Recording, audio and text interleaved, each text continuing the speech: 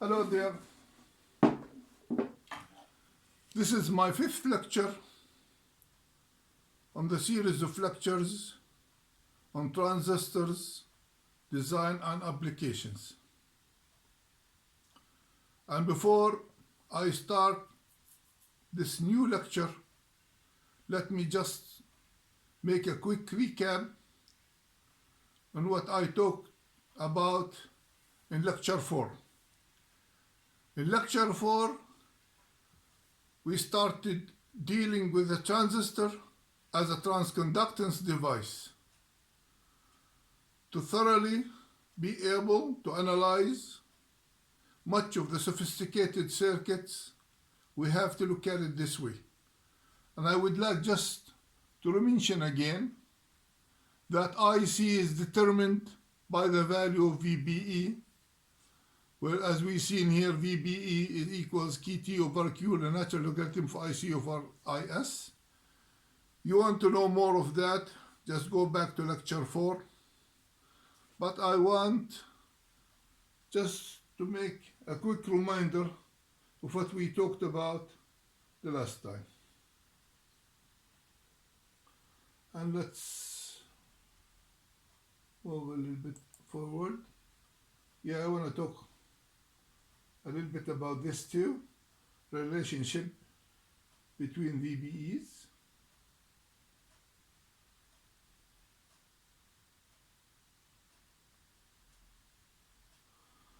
Just be patient a little bit. You're going to get a very, very deep and excellent information with a little bit of theory. It's all just applied. Just look at the numbers, look at the figures, and you know exactly what's going on. And we talked in our last lecture about the relationship between the difference of VBEs, or what happens when you increase VB a little bit or decrease it a little bit. And we reached a conclusion that in order to increase IC by 10 volts, just needs an extra 60 millivolts on VBE, or in case you want to double IC, all you need is about 17.3 millivolts or 18 millivolts just to double IC. Okay, with this background, let me continue with our lecture.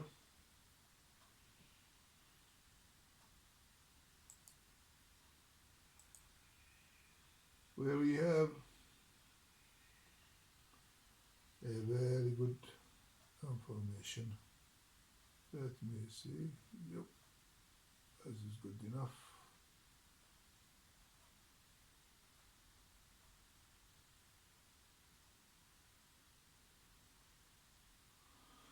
We have a lot of excellent information to talk about.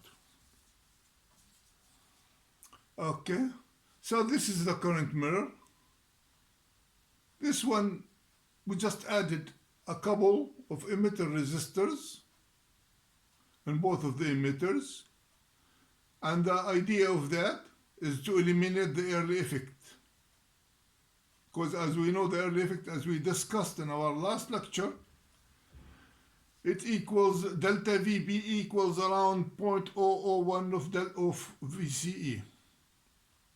So the increase of VCE will always affect VBE. And we talked about that relationship. So in order to eliminate that early effect, we just throw that resistor in there. So whatever changes happen to the VBE in here or in here, it will not affect our IC. So in this case, our IC will not be affected by the early effect. And as we said before, this transistor in here is programmed by IB through the 18 kilo ohm, and this one in here just copies the current of that transistor. And if we know, just you have a 20 volts in there, a 1K and an 18K, that's about 19K, and you have around 0.6 VBE in here, so that's about 19.6. And the current in this case is around 20 volts on nearly 19K or 20K, so you are talking about 1 milliamp in here. 1 milliamp as a programming current, and this is 1 milliamp in the load, whatever that load is. If it's a piece of wire or any kind of resistance within the compliance range of that current. Okay, see the relationship in here.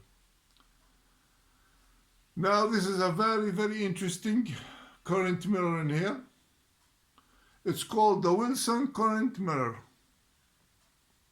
It has a good stability with load voltage variations, and it's achieved through the cascode transistor Q3, which reduces voltage variations across Q1. And as you see in here, you have a bunch of PNP transistors. Q1 and Q2 must be a matched pair. Q3 must have good properties, but doesn't have to be matched with them. But those, they must be matched. And as we talked about before, you got your VCC in here. You got your programming resistor in here, which programs your current. That current will set a given VBE for Q1. That VBE is then copied into Q2. So that VBE will copy it into Q2, and that means the current that's programmed VBE in here will flow through IC2 in here. And to look at the circuit quickly too, what do we see in here? We have the voltage of R1, or the programming resistor, and you have one VBE and another VBE.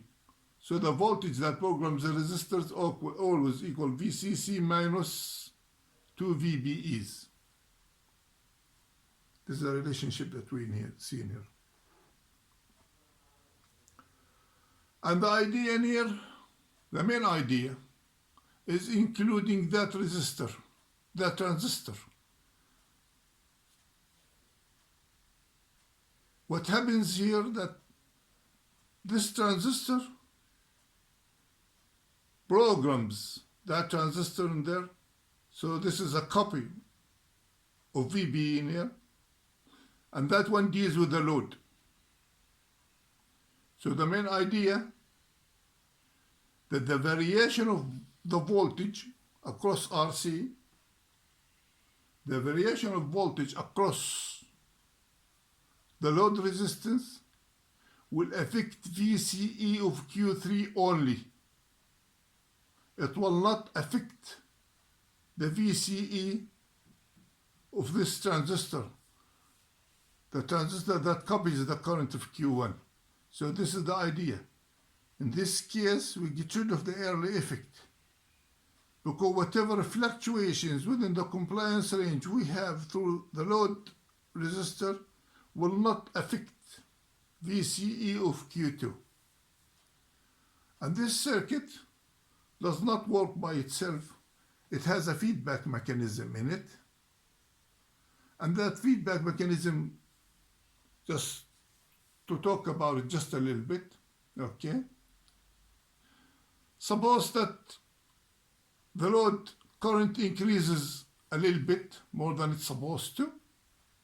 That means you're gonna have more VBE across this transistor, across the VBE of this transistor in here, which means this transistor will increase its VBE too, which means you're gonna have more current through this resistor in here. More current in here will increase the voltage at the base of Q3, and that means you're gonna push the voltage of VB Q1 up, which means you're gonna deprive Q1 a little bit of its VB. So therefore you have a feedback mechanism in here, and that's why this circuit works. And in this case, you eliminated the early effect totally, by introducing that transistor that deals with driving the load. And in this case too, we eliminated the early effect too. We almost eliminated that early effect.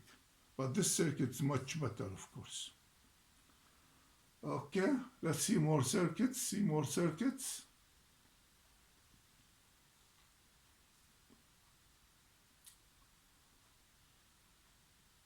Okay. And since we are able to copy the VBE of one transistor to another, we can make multiple copies too. This is good in designing integrated circuits. This transistor in here is programmed by IP. Okay. And those Q2 and Q3 copies whatever Q1 is. As you see, they are all in parallel. So this one is programmed by IP, and those copy whatever VB is, and therefore will provide the same current. So suppose you have 1 milliamp in here, you can have 1 milliamp here, another 1 milliamp here. Okay. And since we are able to program multiple currents, then at the same time we can do something else too. We can have even double that IB. The same thing by just programming current, the program's VBE, and you have another two transistors here. They must be all matched, by the way. And we have another two in here that are in parallel. So since they are in parallel, you're going to have double of whatever IB is. And here we have double of IB. And in here at the same time, we are able to have 1/2 of IP. What do we do in this case? We have this transistor and this transistor. Both of those VBEs are programmed according to IB in here.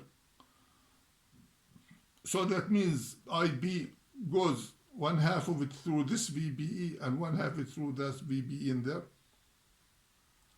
And in this case, this transistor will copy only one of these, which means it will have the same VPE that will provide only IB over 2.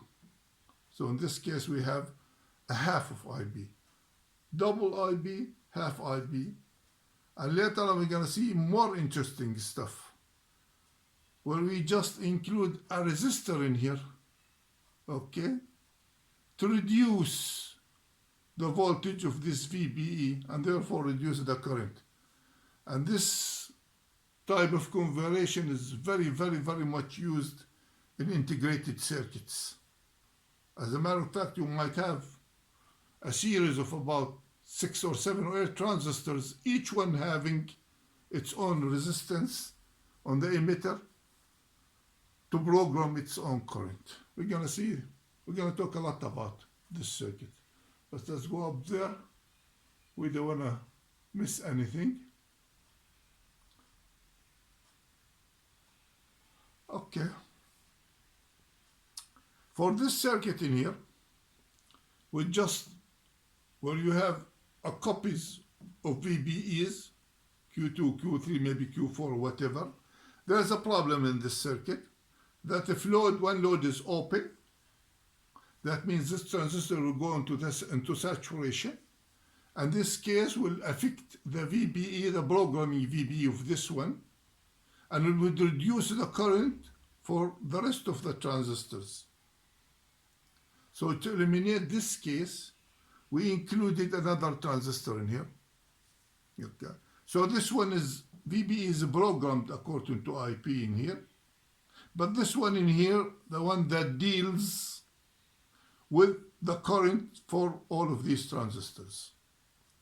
So we have a transistor in here that copies IP, and we have a transistor here that will provide, okay, or that maintain whatever VB in here will maintain it for the rest of these transistors. So in a case like this, if one of the loads is open, does not really much because it will not affect the programming VBE. And this one will take care of whatever current is needed.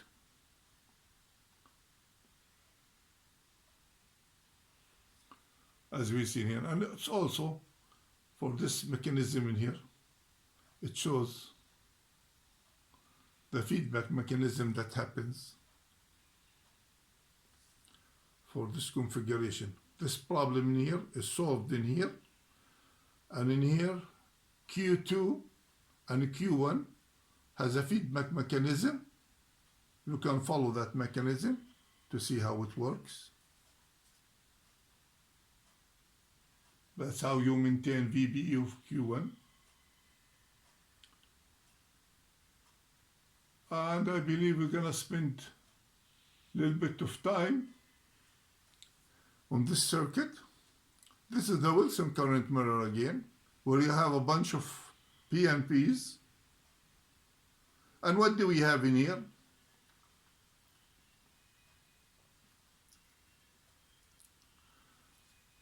We have a VCC in here.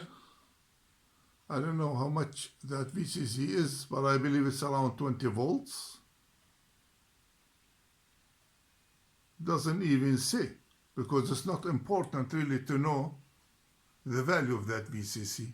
The idea is how you are going to deal with currents. You have a programming current in here of 20 microamps. It doesn't tell you how you get it. That's why VCC is not mentioned. So you got a current in here, and you have many methods of providing that programming current, resistor, current source, whatever. So we have a current source in here of 20 microamps. That's the programming current, and that goes through Q1, and that of course will set VBE to correspond to that 20 microamps that we have. That one in here, including the resistor, will be equal to VBE Q1. So note that the current going through the 1.8K will deprive this transistor of a little bit of its VBE. And as we mentioned before, that 18 millivolts is enough to double the current between one transistor and another. I mean, if this is 18 millivolts greater than that, that means it will pass double that current. And at the same time, if this one is deprived of 18 millivolts of its VBE, that means it's going to give a current which is half of that, half of Q1. And in this circuit, we want to have an I load of 10 microamps. We have 20 in here and we have 10 here. So we want to have half of IB through the load. Just half of it, okay? And how we go by doing that? You still remember that we said that in order to have half of that current, you have to have 18 millivolts difference. Okay. This one has 18 millivolts difference than this one in here. And in this case, we just deprive this of its 18 millivolts. And we still remember the equation. Let me see where the equation is at. I don't see it anywhere in here. I don't see it anywhere in here.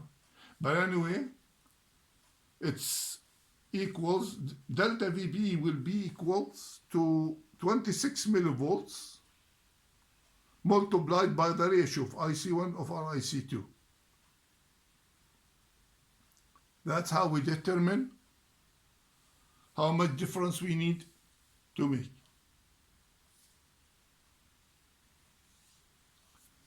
And as we said before, this one programs that one, and that one deals with the load. And it's actually very easy when you set your equation.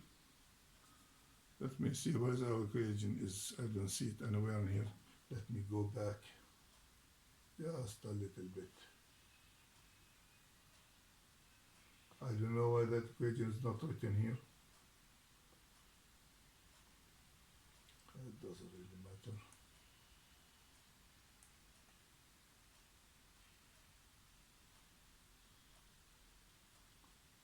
Very unfortunate that I don't see that equation over there. This is the one that I want to talk about. A delta Vbe will equals Vt, the natural logarithm of 2, in case if you have double that current. Okay. So if you want 10 times that current, still you have your Vt, which is 26 millivolts, natural logarithm of 10, and so on and so forth. Okay. So this is the equation. I don't know why it's not written in there, even though it's very important to mention.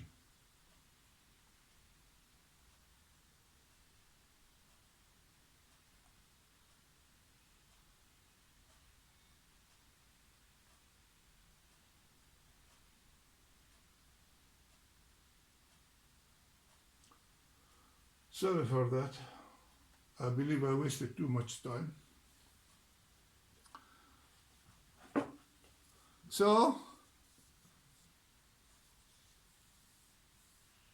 we have our 10 microamps in here, multiplied by 1.8K in here. That gives us 18 millivolts. 18 millivolts, when it's taken from the Vb of Q2, that will make our IC of Q2 to be equal to 10 microamps, or half whatever of IB is. Okay, this is the main thing. And something else, it's very easy to design such a circuit like that. Don't forget that Q1 and Q2 are matched. Q3 must have just a good properties, that's all. Very easy to design a configuration like that. You can always choose whatever resistor you want to have that current that you need. And all you need is just the equation that we already know, which is delta Vbe equal 26 millivolts, the natural logarithm of 2, 4, 8, 10, whatever. So you set the ratio that you want and you put the number and you get whatever you want. So if you want this to be 1/4 of that current, all you have to have is just to put a resistor in here, which gives you around 36 millivolts. If you want it to be 1/10 of it, you put a resistor in here, which gives you something like about 60 millivolts. So it's very easy to design. But to analyze, if you want to analyze a circuit that is already made, that is already there, you can't do that except by iteration, unfortunately. So if you see this circuit in here, I don't see your 10 micros in here, okay, you'll get confused of what kind of current that you're going to have in here. And in a case like this, you have to go by iteration, and you're going to have to have an equation like this. This will solve your problem. This is the ratio of IC1 over IC2. That's what we call it A, okay? So we got a ratio in there. If it's 1/2 of it, so that means you got 2 in there. 2 raised to the power 2, so you got 4 for this in here. And IC1 you already know because it's the programming current. Okay, RE you already know it, and you're the 26 millivolts. So you just keep your iteration in here until you get this value equals to that value. This is the case you do it.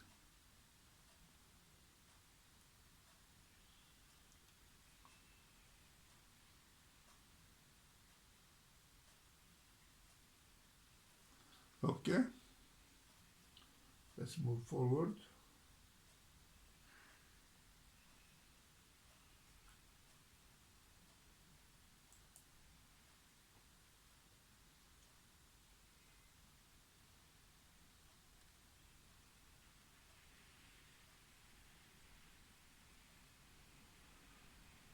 Okay, and here's the thing that we just talked about before. This graph represents the difference between VBEs. A collector current ratios for matched transistors as determined by the difference in applied base to emitter voltage. And as we see in here, those when they are equal, if IC1 equal IC2, you got your point in here.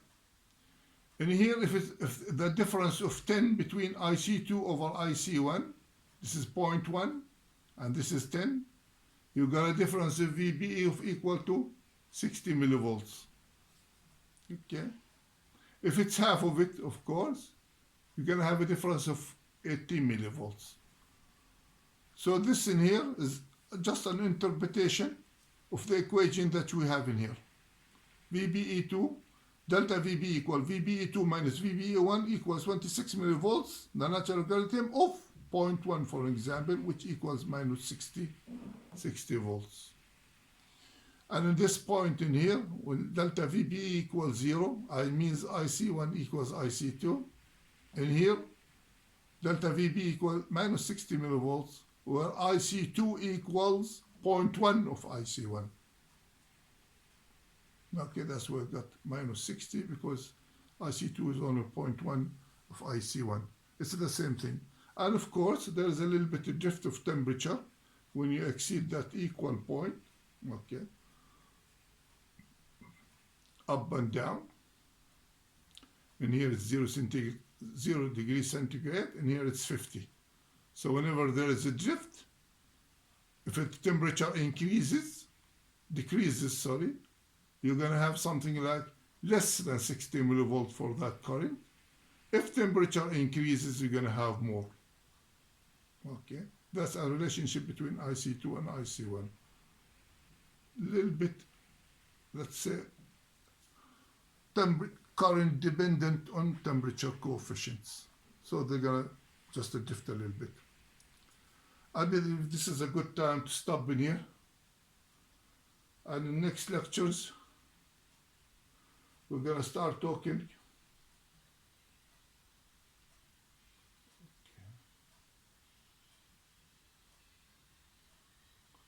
Next lectures, we're going to start talking about power amplifiers and how transistors act according to that, and all the problems that are associated with that.